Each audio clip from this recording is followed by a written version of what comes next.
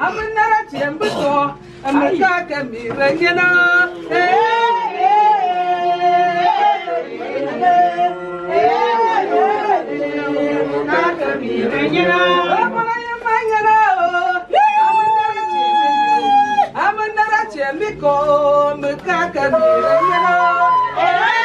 Cameroonian weddings, especially traditional, happen in the village. When a wedding is coming up, we all have to travel from the cities, from various cities, and come to the village to celebrate the wedding. This is what you need to know about Meta traditional weddings, yeah? So there's like two parts. There is the introduction, when you come with your family members and you say, I have seen this soccer in your family. You know how when a family sees a lady in a house and they say, oh, we've seen a flower. I think I've watched that in a couple of movies. People say, we've seen a bright flower in your house. We want to come and pluck the flower. But in the Meta land, a woman that is ready for marriage and that has seen somebody is called a sucker. A sucker is like the seedling of plantain, like the seed of plantain that has sprouted, you know. So they call the women in Metaland who are ready for marriage suckers. If you've ever seen a plantain grow, like from a small sucker, when you put it in the ground, that plantain grows, and then as the plantain is growing, it's producing more suckers. Like if you plant one plantain and you take care of it, like you get to stake it every other season, that plantain can remain there and have a huge, big family.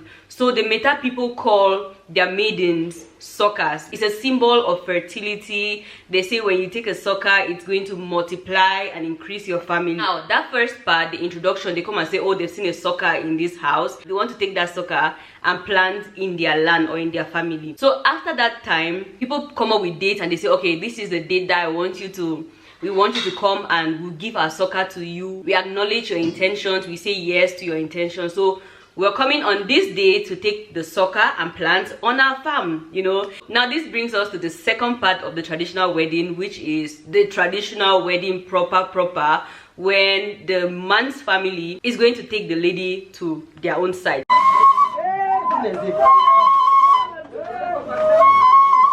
When it comes to giving away a sucker, daddy, who gives out the sucker? Is it the girl's uncles or the girl's father? It should be the father and his brothers. So it's the father and his brothers that give out a sucker. The mothers have nothing to do during the period of giving the daughter away. So they are those always at the background. Yes, they are always at the background. So it's the same thing when it's time to give away the sucker. Women are in the background. The man and his brothers are in front doing negotiations.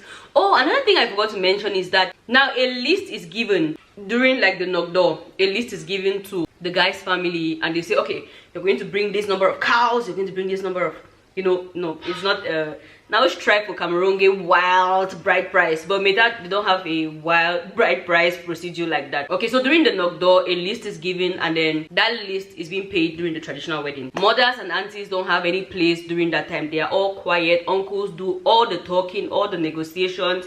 And another amazing thing about the bride price that is given is that a list can be given to you, but you don't really, like, if you can't afford like the entirety of the list, you can come with the uncles and you discuss and you're like, okay, I could not buy all of this is what I've brought, and the uncles will be like, oh no, you should add this, you should do that. You know, it's just a discussion. It's just a very cordial discussion and usually ends well.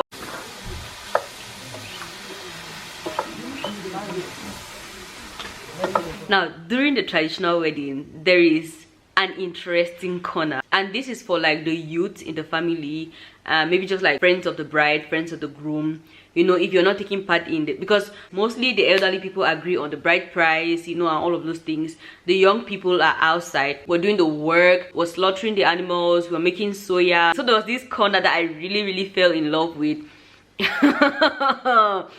I don't want to call it how they call it. I don't really like the name they called it, but it's just like the youth corner. While all the negotiations are going on, we are chopping the boiled plantain with the entrails of these animals that they have killed, and with pepper. We're just gisting, waiting for the event to start, and we're eating. It's so much fun. Now another very important part of the whole event is the bride dressing up. bride and groom dressing up, but it's mostly the bride that, you know, puts like that. I was Tim's makeup artist. We got her ready. I did her makeup. She dressed up, did her photo shoot. And then one thing that happens during the traditional wedding is that the bride is not seen. Like, nobody sees the bride. She just hides in her dressing room till there's going to be the calling forth of the sucker and the unveiling of the sucker. This is a place where the aunties now have like a voice to add or to put during the wedding. They come now, and this is where the aunties have to chop money from the in-laws and all of that. It starts with an opening speech. The uncle tells you, okay, you've come here, we don't really know why you're here. They know why you're here because you came already during the knock door. But on the traditional wedding, it's a whole drama. It's a whole drama on its own. So the uncles are going to be like, we don't know why you're here, tell us why you're here. And then the other family is going to say, oh, we've seen this sucker. That's after all the things have been paid, everything has been paid and all of that. The aunties now start bringing other girls and showing to the guy's family, and they're like, is this your bride? Is this your bride? It depends on how much time, how much patience the in-laws have, but this is an opportunity for aunties to drag the matter. Like, they really drag the matter and to chop the in-laws money. So everybody who comes for the guy keeps something to support that cause, because some aunties, they be really dragging the issue. I've been to weddings when the in-laws got angry. They're like, if you don't want to bring the girl, just leave it you. What kind of thing is this? So what happens is that sometimes these other young unmarried girls in the compound are unveiled, are brought veiled. Sometimes they are brought without veils. Like, they'll just bring me and they'll be like, is this the sucker you've come to pick? Is this the woman you've come to pick? And they'll be like, no, this is not our sucker. Bring another person. Now, for them to bring the first sucker, you need to give them money for transportation to go bring the person. So they have like this theater. They'll tell you, oh, the road is far.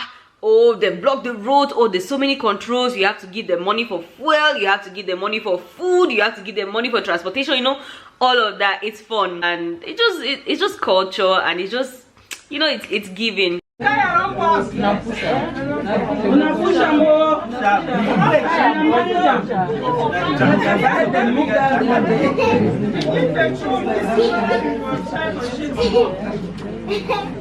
We need small petrol. No push any. Back and push petrol. Back put petrol. So I'm gonna walk up. I'm gonna walk up. I'm gonna walk up. Go buy that petrol.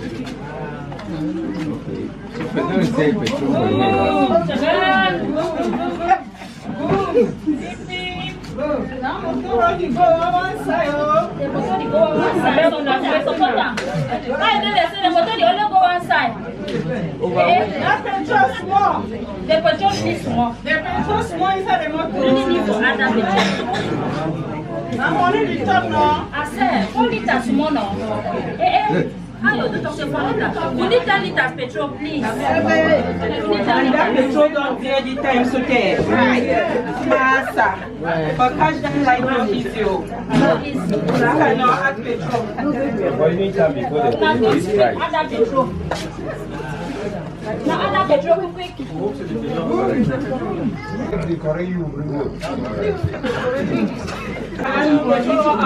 let them drive at the hungry. If driver don't get power, you know if you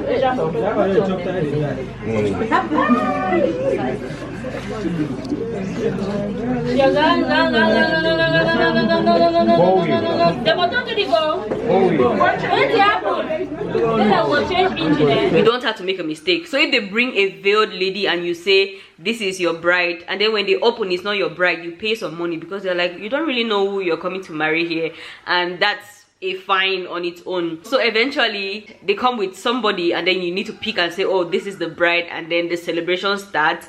And that is when the uncles officially, before everybody, every member of the family, gives the sucker to her new family, and then they take her away that day. One give opportunity for our mommy because now you don't make that statement, so we don't do fine. We show you how we do fine. We can't open the trailer, see whether you like it. And they are there for the pleasure you like it. No mistake. They don't open and say you like no date. 500K. Don't say na my queen live here. Na my queen, na my life.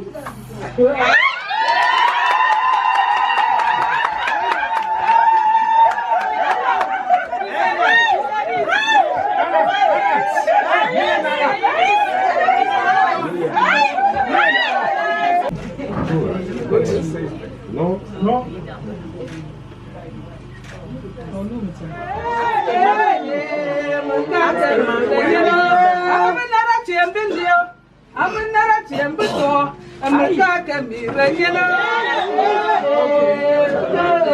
Cameroonian weddings, we have like 3 sessions. We have the traditional wedding, which is my favorite, absolute favorite.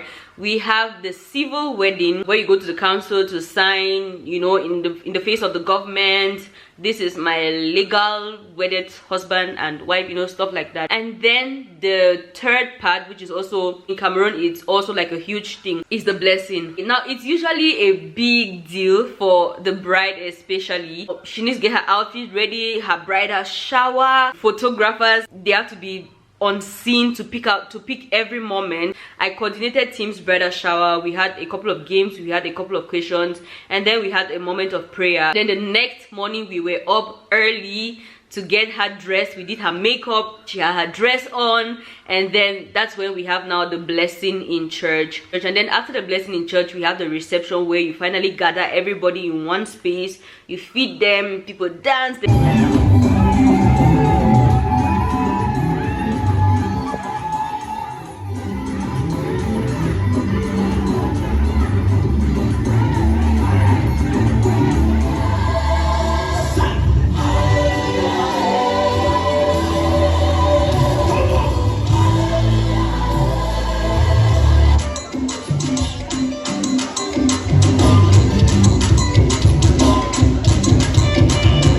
Celebration, and then everybody, your parents go to their own house, you go to your husband's house, and that is a ceiling. Like, Tim is a whole wife like that, okay? And you just go for your honeymoon, and that is it for the Cameroonian weddings, okay? So thank you for watching this video. I hope that I dropped some small insights that you had no idea about, and I will see you all in my next video. Bye bye.